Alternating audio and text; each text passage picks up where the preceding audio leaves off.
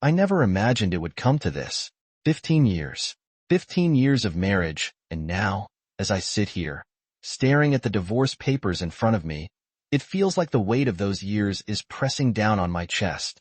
Everything we built together, the home, the memories, the life we carved out, is crumbling, and all because of a request that I never saw coming.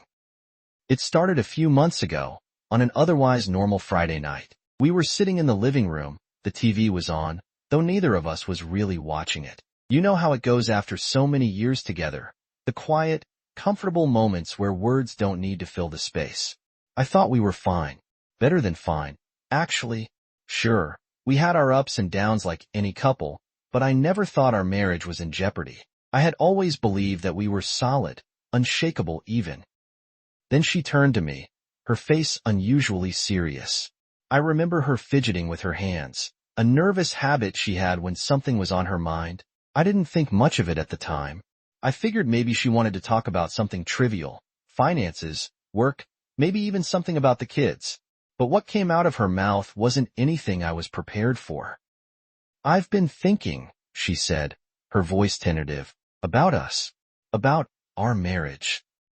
I nodded, expecting a conversation about something normal, perhaps how to spice things up. Couples hit rough patches, after all, and maybe she just wanted us to work on connecting more. I was ready for that. I would have done anything for her, for us. But her next words shattered that expectation. "I think we should consider opening up our relationship." At first, I wasn't even sure what she meant. The phrase sounded foreign, absurd even. Open relationship? Was she joking? I remember staring at her, waiting for the punchline, waiting for her to laugh and tell me she was kidding. But the laughter never came. Instead, she looked at me, eyes pleading, as if she had just confessed something deeply personal, something that had been weighing on her for months, maybe even years. I felt the room spin. My stomach dropped. "What?" was all I managed to say. "I've been thinking about it a lot," she continued, her words rushing out like she had rehearsed them. "I love you. I do. But I think I want more. I think we both deserve more. After 15 years together, don't you think it's natural to want to explore? To see what else is out there?" Her words hit me like a truck. Explore? See what else is out there? What was she talking about? I couldn't wrap my head around it. We had a family. We had built a life. What could possibly be missing that she would need to go exploring? I sat there in stunned silence, my mind racing. Was I not enough? Was she bored? Was there someone else already? The questions tumbled around in my brain, each one more painful than the last. I felt sick, like everything I had believed about our marriage was suddenly a lie. I don't understand," I finally said, my voice hoarse.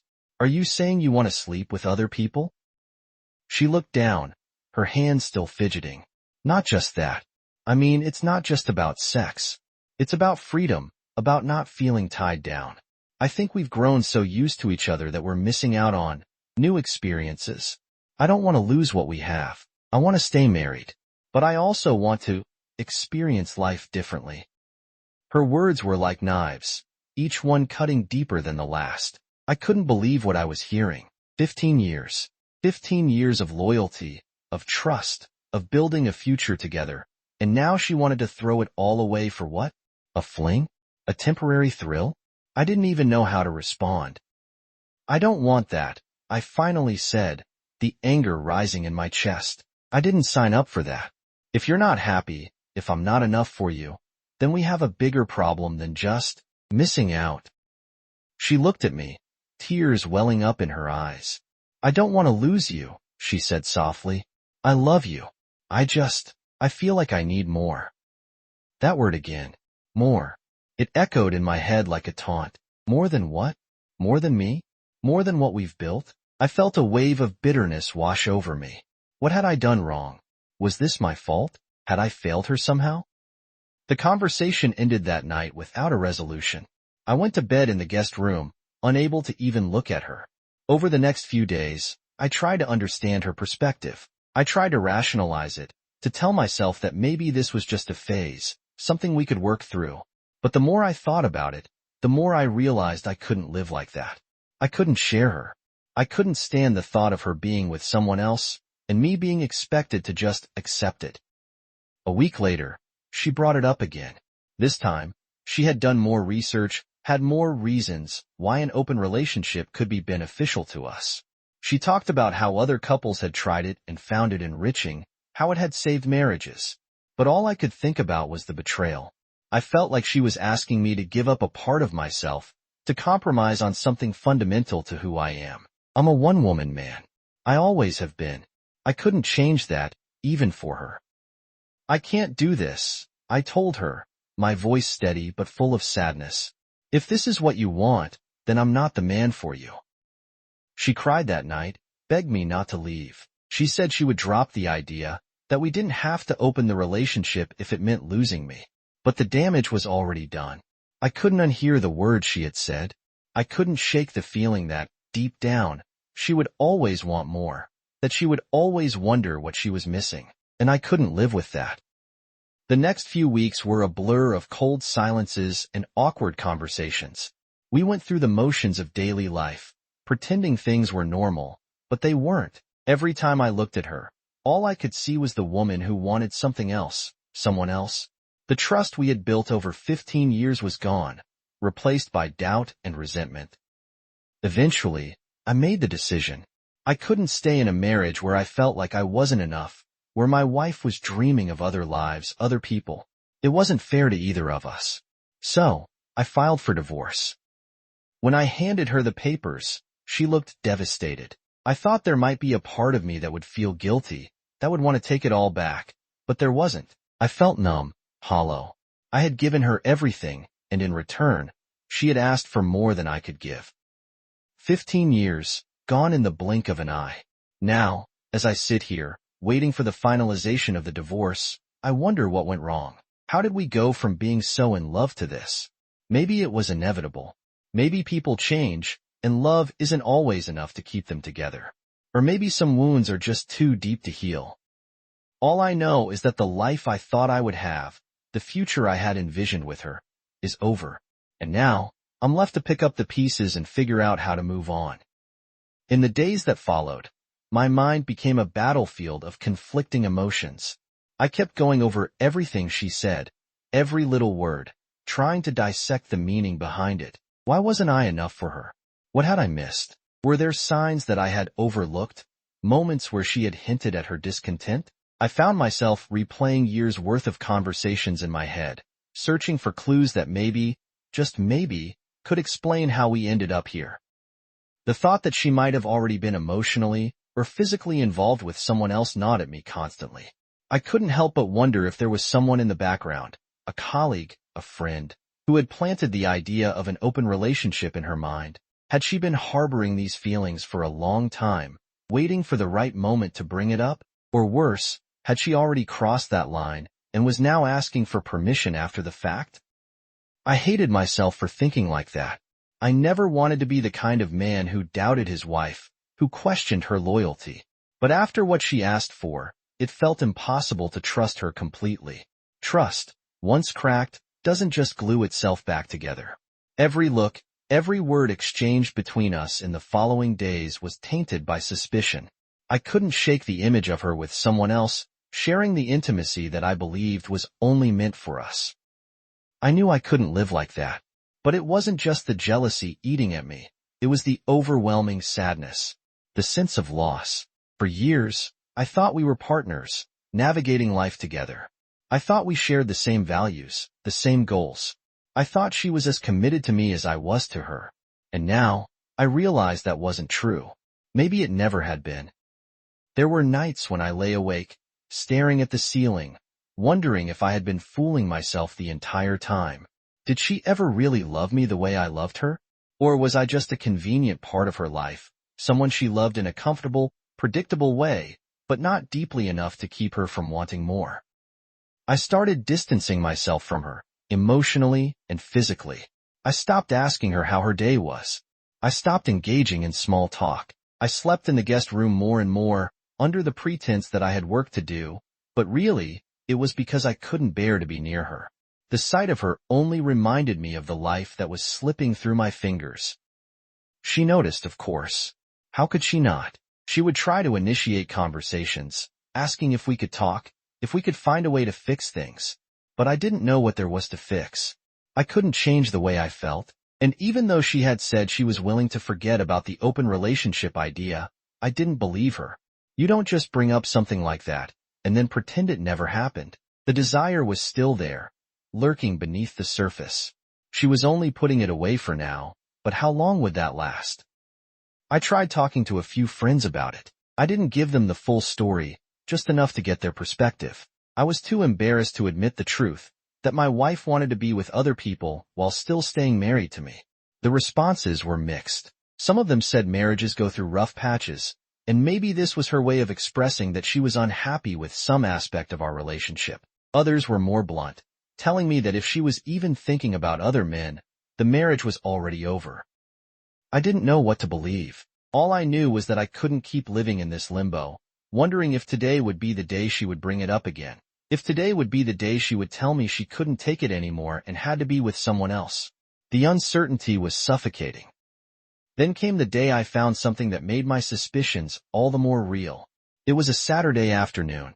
She was out running errands, and I was home alone, trying to distract myself with a book. Her phone buzzed on the kitchen counter, and without thinking, I glanced at it. It wasn't like me to snoop. I had never felt the need to before, but something inside me urged me to pick it up. Maybe it was the lack of trust that had grown over the past few weeks, or maybe it was just my own paranoia spiraling out of control. Whatever the reason, I swiped the screen open and saw the message. It was from a guy named Alex, someone I didn't know. The message wasn't explicit, but it was enough to send my heart racing. Had a great time talking last night. Let me know when you want to meet again. Meet again? My hands shook as I stared at the screen.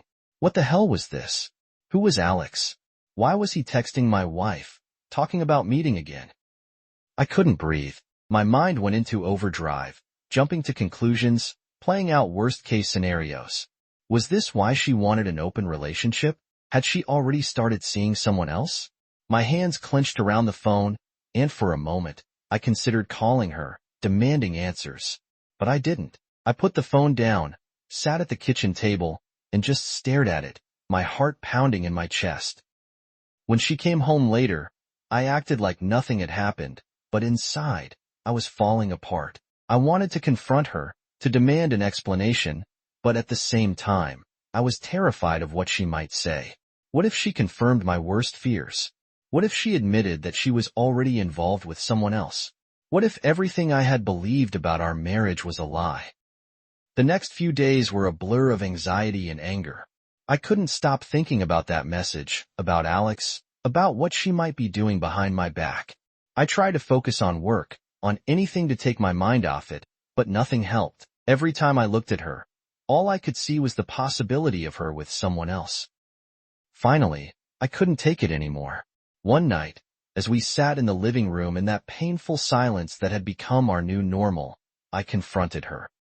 I saw the message, I said, my voice low but trembling with barely contained emotion. From Alex. She looked up at me, her eyes widening in surprise. But there was something else there too. Guilt. That was all the confirmation I needed. I'm not accusing you of anything, I continued, though the anger in my voice betrayed me. But I need to know. What's going on? Are you seeing someone else? Is this why you wanted an open relationship? Her face crumpled, and for a moment, I thought she might lie, might try to convince me that it was nothing. But instead, she let out a shaky breath and nodded. I haven't done anything, she said, her voice breaking. We just talked. It wasn't supposed to happen like this. I didn't want to hurt you. Her words hit me like a punch to the gut. Just talked? I asked, incredulous. And what exactly were you talking about? Meeting again? Is that what you just talk about with some random guy? She started crying, tears streaming down her face, and for the first time in a long while, I didn't feel the instinct to comfort her. I was too angry, too hurt. I didn't want this, she sobbed. I didn't. But after all these years, I started to feel like I was missing something. I thought maybe if I talked to someone else, if I explored these feelings, I could figure out what that was without hurting us. I never meant for it to go this far. I sat there, numb, listening to her words, but none of them made sense to me. How could she not see that it was already too far? How could she not understand that this emotional affair, if that's what it was, had already shattered everything we had? I can't do this, I said, my voice barely above a whisper. I can't be in a marriage where I'm constantly wondering if you're looking for something else, someone else. I deserve better than that. Her sobs grew louder, and she reached out to me, but I pulled away. The damage was done.